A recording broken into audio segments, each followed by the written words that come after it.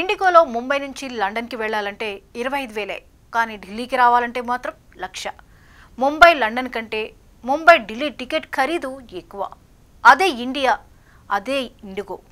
ఒకే దేశం, ఒకే ఆకాశం. కానీ విమాన టికెట్ రేట్లు మాత్రం దిమ్మ తిరిగిపోయేలా పెరిగాయి. దేశంలోనే అతిపెద్ద ఎయిర్లైన్ అయిన ఇండిగోలో కొనసాగుతున్న సంక్షోభం వరుసగా 4వ రోజు ప్రయాణికులను అట్టడుగు పరిస్థితికి నెట్టేసింది. ఈవేళ ఒక్కరోజే 1000కి పైగా విమానాలు రద్దయ్యాయి. దేశవ్యాప్తంగా ఎయిర్పోర్టుల్లో గందరగోళం గరిష్ట స్థాయికి వెళ్ళింది. దేశంలోని ప్రతి పెద్ద విమానాశ్రయంలోనూ ఒకే దృశ్యం, చాంతాడంత చీకటి బారులు. ప్రయాణికులందరిలోనూ కన్ఫ్యూజన్, విసుగు, కోపం, పేలుతున్న ఆగ్రహం. ఢిల్లీ, ముంబై, చెన్నై, హైదరాబాద్, బెంగళూరు దాదాపు అన్ని నగరాల్లో ఇండిగో కనీసం 100 నుంచి 200 విమాన సర్వీసులను రద్దు చేసింది. ఫలితంగా వేలాది మంది ప్రయాణికులు ఎయిర్పోర్టుల్లోనే గడపాల్సిన పరిస్థితి. చిన్నపిల్లలు నేలపై పడుకుని నిద్రపోతున్నారు. పెద్దవాళ్లు భద్రతా సిబ్బందితో వాగ్వాదానికి దిగుతున్నారు.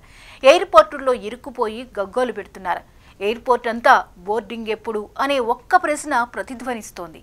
ఇండిగో విమానాలు ఎక్కడికక్కడ ఆగిపోయిన ఈ టైంలో పోటీ సంస్థలు రేట్లను ఆకాశానికి పెంచేశాయి. దూరం తగ్గితే రేటు తగ్గాలి, కానీ ఇండియాలో మాత్రం దూరం తగ్గినా రేటు ఆకాశానికి పెరుగుతోంది.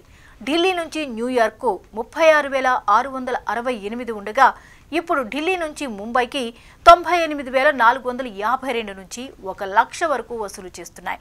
ఢిల్లీ నుంచి న్యూయార్క్ కంటే ఢిల్లీ టు ముంబై టికెట్ రేటే ఎక్కువ. పోటీ ఎయిర్లైన్స్ రేట్ల పెరుగుదలతో ప్రయాణికులు షాక్ అవుతున్నారు.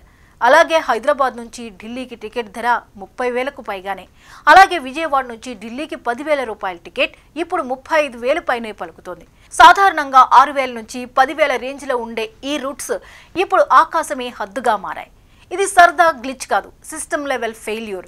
డీజీసీఏ గత ఏడాది ప్రకటించిన పైలట్ నైట్ డ్యూటీ విశ్రాంతి నిబంధనలు ఈ నవంబర్ నుంచి అమల్లోకి వచ్చాయి. అంటే రాత్రి సర్వీసులు ఎక్కువగా నడిపే ఇండిగోకు తగినంత మంది పైలట్లు, సిబ్బంది లేరు. ఇండిగో రాత్రి ఫ్లైట్లు ఎక్కువగా నడపడానికి ప్లాన్ చేసింది. కానీ రూల్స్ మార్చిన తర్వాత కూడా అదే షెడ్యూల్ కొనసాగించడం, ఇదే అసలు బ్లాస్ట్ పాయింట్. ప్లాన్ లేకుండా నిబంధనలను ఇగ్నోర్ చేస్తూ షెడ్యూళ్లను పెంచుకున్న ఇండిగో ఇప్పుడు దానికి మూల్యం చెల్లిస్తోంది. అందుకే పైలట్స్ అసోసియేషన్ ఇది ఇండిగో స్వయం కృతాపరాధమని తీవ్ర ఆరోపణలు చేసింది. పరిస్థితి చెదిరిపోవడంతో డీజీసీఏ కొత్త నిబంధనలకు తాత్కాలిక రిలీఫ్ ఇచ్చింది. లోక్సభలో కేంద్ర మంత్రి రామ్మోహన్ నాయుడు 3 రోజుల్లో పరిస్థితి సాధారణ స్థితికి చేరుకుంటుందని ప్రకటించారు. కానీ ఇండిగో సీఈఓ మాత్రం మరో 10 రోజులు పడుతుంది అంటున్నారు. డిసెంబర్ 10 నుంచి 15 లోపు మాత్రమే నార్మల్ అవుతుంది అంటున్నారు. ఇద్దరి మాటల్లోనూ చాలా వ్యత్యాసం ఉంది.